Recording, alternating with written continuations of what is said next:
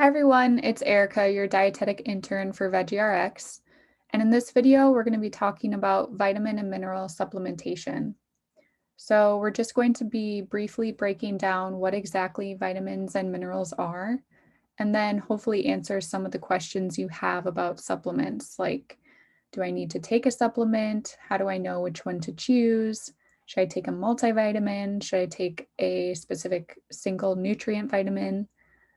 So let's get into it.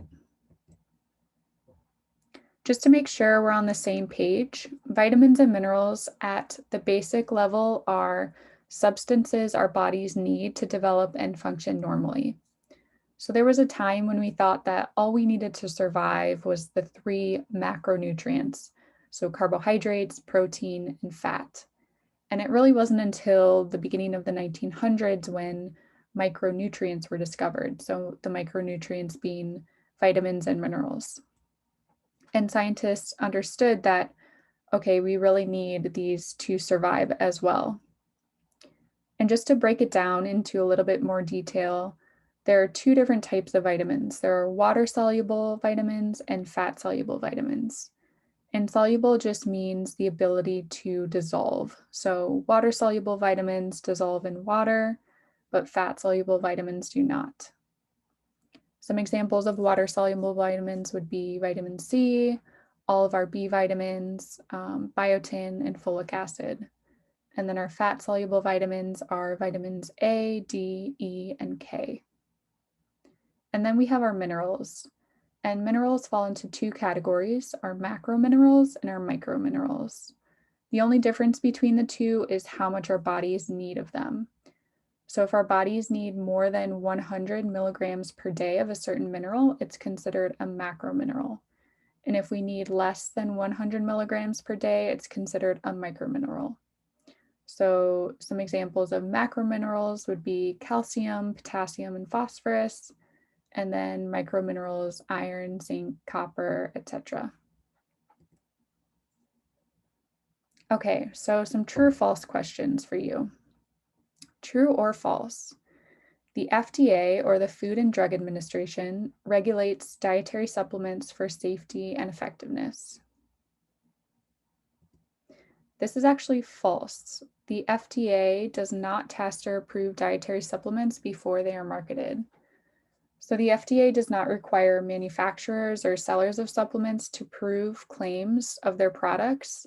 So there really is no guarantee that what's on the label is actually what's in the pill.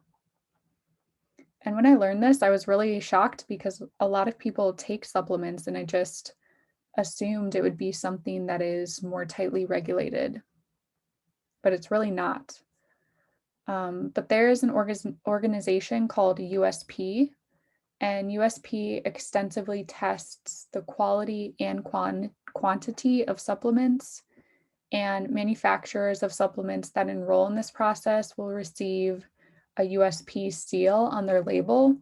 So the consumer knows that this supplement went through the USP process and can be more confident that they know what they're consuming.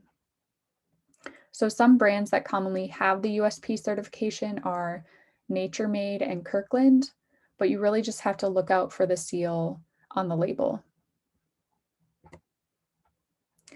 True or false? People who eat a balanced diet do not need to take a multivitamin. This is true. Most people can get all of the vitamins and minerals they need through a healthy eating pattern that includes a variety of nutrient-dense foods. But I don't think a lot of people know this. Multivitamins are the most common dietary supplement, with close to half of Americans taking a multivitamin. Many people just take them as a replacement for eating real foods with vitamins and minerals. But as we know, vitamins, multivitamins, and supplements in general cannot take the place of foods, because foods are more than just their vitamins and minerals or individual nutrients. We know that eating an orange, for example, is better. Our body reacts differently than if we just take a vitamin C supplement. We don't know exactly why or the exact mechanisms behind this, but something about eating the whole food with the fiber makes it interact in a unique way in our body that supplements just can't replicate. So you're better off in the long run eating your vitamins and minerals instead of swallowing them. True or false? It's easier to consume toxic doses of fat-soluble vitamins than water-soluble vitamins. This is true. Water-soluble vitamins can generally be tolerated at higher doses and really only become toxic at levels 100 or even 1,000 times the RDA, or the recommended daily allowance of what you should eat. Our bodies are really good at excreting water-soluble vitamins in the urine. So if you're consuming large amounts of vitamin C, for example, our bodies just get rid of that excess vitamin C in the urine. Whereas fat-soluble vitamins, on the other hand, have the potential to be more toxic. Fat-soluble vitamins are absorbed by fat cells and distributed throughout the body and are not really excreted, so it's easier to have them accumulate and kind of build up to toxic levels. So that's just something to be aware of if you're supplementing with fat-soluble vitamins. And then lastly, true or false, no one ever needs to take a supplement. Never say never. There are certain stages of life where a vitamin or mineral supplement may be needed.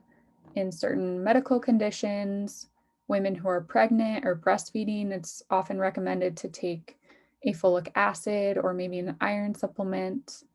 Older adults may need to supplement with vitamin B12 or vitamin D. Vegans or vegetarians who don't have a well-planned, balanced diet may need to supplement as well. So it just depends on your life stage and your individual needs. So the bottom line, vitamins and minerals are essential to our overall health and survival. Nutritional needs should be met primarily through a variety of nutrient-dense foods, and everyone is different. So in general, eating a well-balanced diet will help ensure that you're meeting all of your nutritional needs, but there are some situations where supplements may be necessary. And just an inspirational quote to end on, something I like to remind myself is, it's not the single things you do, it's the single things you do every day. So just a reminder, you don't have to be perfect. You don't have to worry about, oh, I don't think I ate enough vitamin K today or whatever it is. It's really about your eating pattern as a whole. And in the end, everything balances out with consistency. Thanks so much for watching, and we'll see you next time.